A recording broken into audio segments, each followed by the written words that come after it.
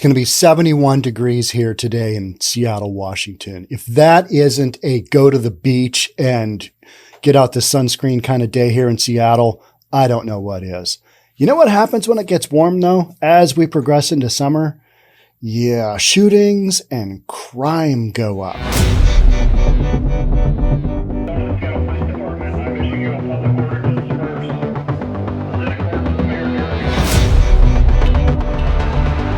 Everybody kind of braces for it that's in public safety because they know, oh, okay, if we're at this level now, and King County and Seattle are in record-setting levels of homicides. I think we had 13 in the first quarter, which would put us on pace for record-breaking levels. Not the kind of records you want to be breaking. But as we get further and further into summer, as we even enter summer here, we'll get those 2 days of glorious sunshine a year here in Seattle. Crime goes up. Shootings go up. People are outside. There's more stuff going on. People are running around. There's more interaction. So people kind of know, all right, yeah, if crime is at this level here now and we're not even that far into summer, what's that going to look like? What's it going to look like in Chicago is what we're talking about today, because Chicago police staffing is at the lowest in recent history as department reels from generation resignation. And then on top of the staffing issues, we've got this rise in crime. So you've got this perfect storm of less police officers, more crime. Not looking good. Let's jump on in and let's just see what we got going on here. And if you're new, welcome. My name is Sean Reynolds. I own a couple of real estate companies. And I read news for reasonable people from that perspective. All right. So, and other perspectives, but it's kind of the main one that people come to me for. Chicago Police Department staffing numbers reached the lowest in recent history at the end of March, as more than 300 uniformed members had resigned or retired from the department, and over a dozen others had stepped down. Now, Chicago is down somewhere around 1,000 officers overall from where they were a couple of years ago. So when you see 300 uniformed members, keep in mind that Chicago's police department is more like 11, 12,000 officers. Whereas I talk a lot about Seattle, which right now has somewhere around 900-ish. It's shy of 900, like 885, I believe, deployable officers. Down in Portland, it's even less, I believe. And both Seattle needs to have about 1,400 officers. So when Seattle loses close to 400 officers, it's a massive deal. Chicago, having 300 officers just recently do the whole, well, we're going to go over here, we're going to quit, we're going to retire. There's just a lot of this going on in in law enforcement in general. I had email from down south in Oregon indicating that in March, we had 4 officers resign and nobody signed up.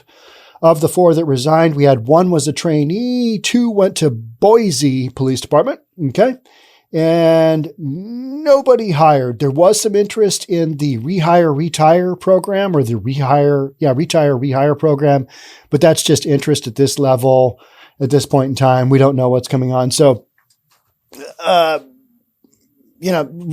cops in this day and age and right now, it's brutal. Because everybody is shy police officers. And we're going to talk, it's not just the generation of people quitting, but there's a bunch of other stuff going on here too that we're going to kind of start to go through. The Chicago Police Department employed 11,669 sworn officers as of March 30, down from the 11,983 reported at the beginning of the year, and the 12,739 members of the force on January 1st, 2021. Now, as we had the coronavirus, you didn't have a lot of training. You had no training. You didn't have any of the testing going on. So you've always, within law enforcement and in other jobs and other industries, you've got people retiring, you got people moving, you got people quitting, going into new industries. You've got all of that. But when you don't have the reload part of it, which is taking on new recruit classes, then you're kind of hosed. And it's going to take a long time to work our way out of just that part of it, let alone how many cops quit.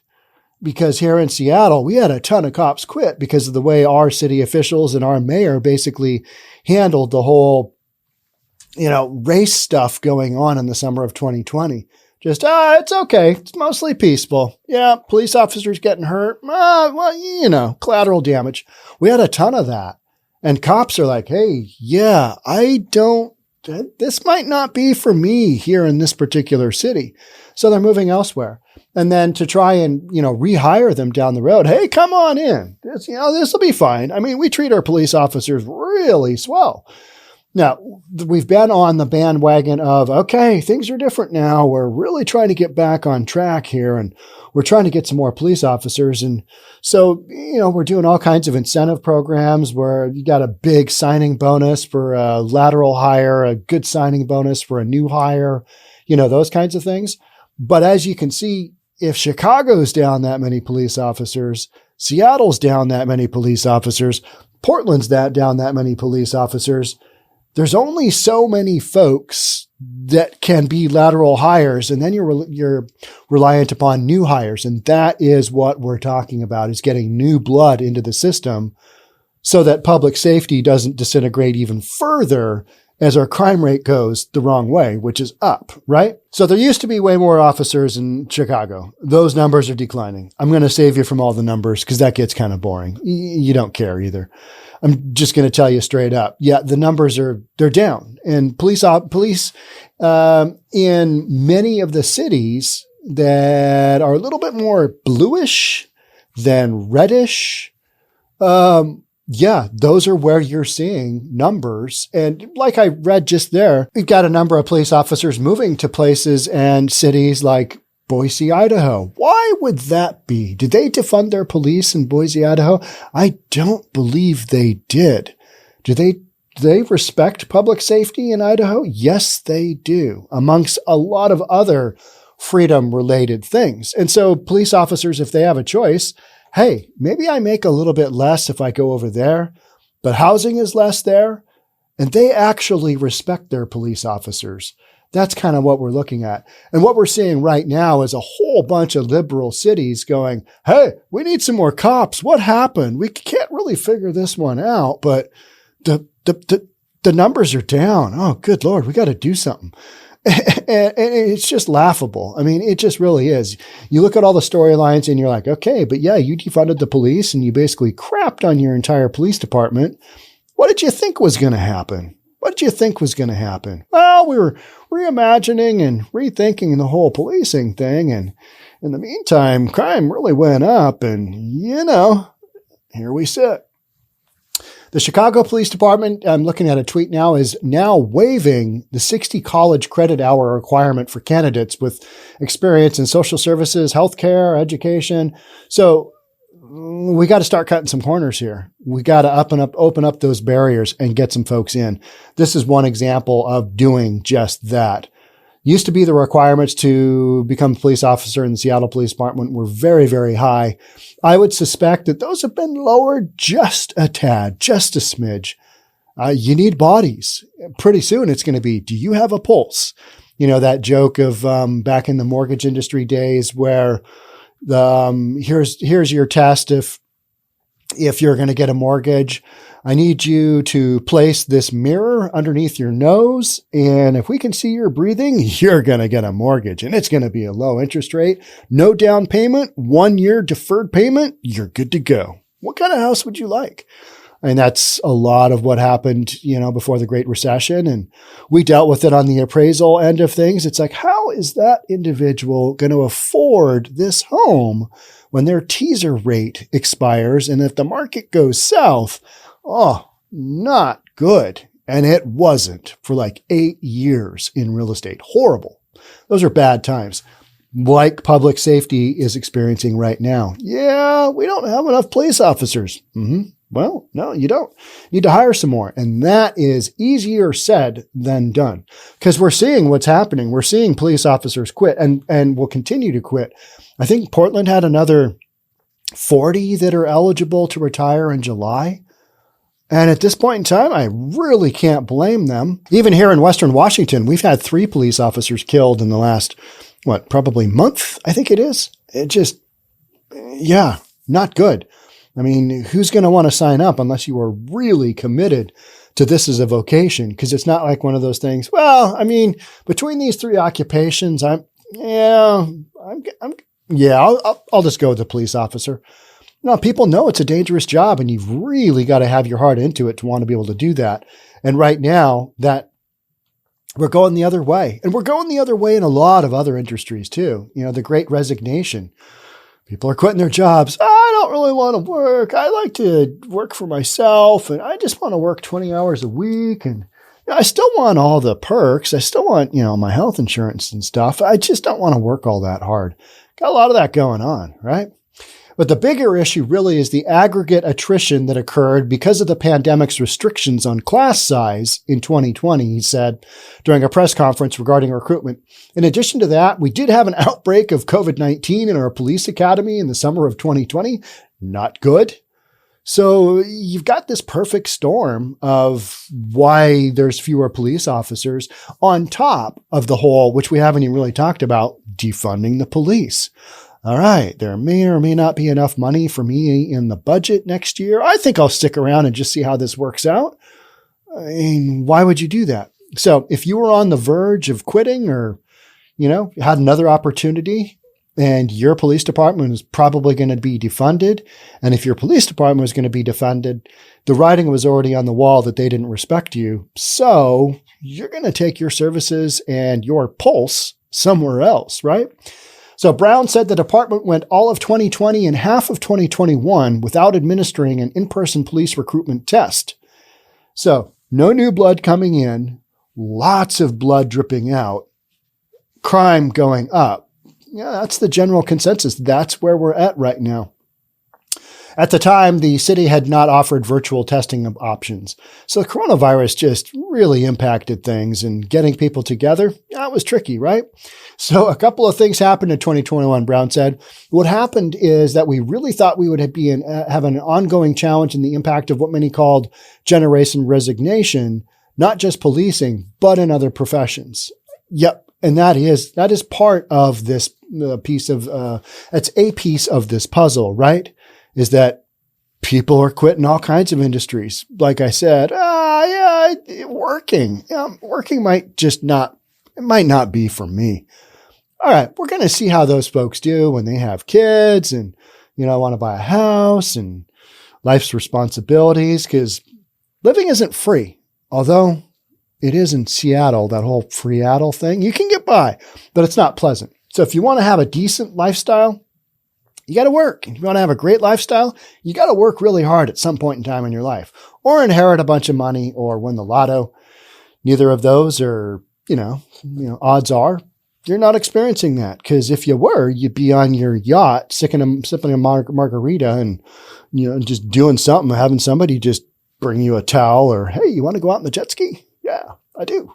All right. So he added that the difficulty to hire employees over the past 24 months impacted us as well, not just here in Chicago, but across the law enforcement profession. So they are all pulling, lateral hires. They're pulling from the same pool. There aren't just a bunch of cops out there floating around, right? So Chicago is not immune. None of these cities that defunded their police, and none of these cities just in general that have lost police officers and haven't been able to recruit, haven't been able to put through the numbers in the academy the way they normally would. That's what we're looking at. And that's why I think a lot of people who are concerned about public safety keep talking, myself included, because if you don't have public safety, then it's harder to sell real estate in said areas really impacted by that. That is my kind of ultimate. All right, here's from my perspective. Okay, you've got an area that is, known for shootings and robberies and whatnot. Guess what? Homes in that area are going to be worth less.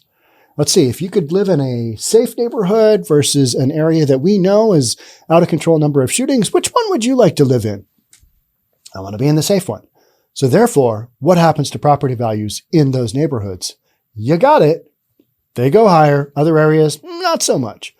And we just see it across the board. So that whole defunding the police thing, your BIPOC communities impacted the most, and we're just seeing it on an ongoing basis. But we didn't really think that through when the whole defunding the police thing came about. And by we, I mean some people, right? And so the police union president in Chicago, 𝐏𝐞𝐨𝐬𝐥𝐿 Jr., he indicated it's going to take at least 5 to 10 years to recoup the losses in manpower and police forces across this country. Chicago specifically, Seattle specifically, Portland specifically.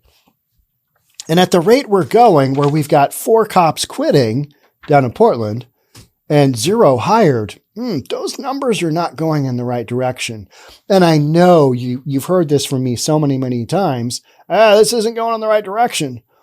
But it's not, and it's continuing to happen. And at some point in time, there will be that event. And folks on the left will blame the police for not doing their job. And it'll be because we just don't have enough personnel to cover public safety the way that we should. Because we know that Seattle should have about 1,400 cops, and we've got less than 900. So when you're shy like 500 plus cops in a city where you need 1,400, you can only hold that band together for so long, and something is going to go sideways somewhere. And does that happen this summer? Probably. Maybe it's a small scale event. Maybe it's a larger scale event. I don't know. But you're going to have the spotlight put on this. And Chicago is basically already stating, this isn't going the right direction. And with gun violence the way it's gone, I mean, just shootings in general, it's like all of a sudden we're like, okay, let's do some shooting. Let's shoot each other.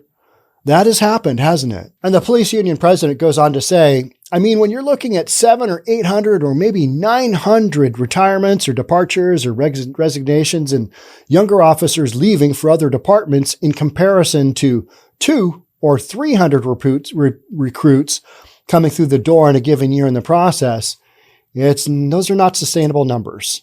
So know that police departments across the United States are absolutely scrambling right now to make these hires.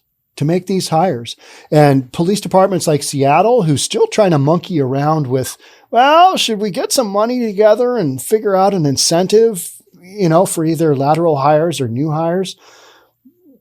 You're behind the 8 ball at that point in time, because other departments are already offering those incentives and have been doing so for a while. So, some departments are going to be further behind than others. And, that's kind of where we sit with Seattle as far as that goes. In Portland, I was reading another news story about a really well-known wine company that had been long time established wine company in downtown Portland. And they were basically talking about, downtown Portland is a ghost town. It's just not really happening. And a lot of that had to do with the rioting that was allowed to happen. And then you got homelessness on top of that. And then you don't have enough police on top of that. And then in areas here in Western Washington, like Bellingham, they have got record levels of cars being stolen. I mean, the numbers are just like, what? And Portland, same thing. So you've got crime going that wrong way. Don't have enough police officers. And most people, the majority of folks are just going to say, we seem to be getting along okay. What could possibly go wrong? Yeah, at some point in time, you will see something. And I am absolutely positive that maybe it's just we have crime continue to go up the wrong direction because people know they can get away with it. Maybe there's that. But I really strongly believe you're going to have a couple of incidences and then everybody's going to be like, the cops aren't doing their jobs. And that's not it. There aren't enough cops to do their jobs. I think the ones that are still on board, the ones that haven't retired, they're in it, they're lifers. If you've been able to get through the last couple of years as a cop in a liberal city where your local police department's been defunded, you're in it. This is your career. This is what you're going to stick with. And those folks aren't just sitting on the sideline going, I hope the best for everybody. I'm just going to half-ass this. No, they're committed to public safety. It's just you don't have enough of them. So at some point in time, and I think it's this summer, you're going to have a couple of events somewhere across the U.S. This is going to get a real spotlight put on it. And hopefully it's not in your town. Hopefully it's not in my town. This is one of those instances where you go, not in my backyard with whatever it is that goes down. But it's going to happen somewhere and people are going to suffer. And then you're going to have, even more of a spotlight put on this issue, and I will cover it for you right here on News for Reasonable People. We're going to start doing some merchandising, and it's going to say like #reasonable. We might do something that's #not reasonable too, because that's what we're talking about. Not enough cops? #not reasonable. Thanks for being here. We'll catch up soon. We'll talk then. Bye for now.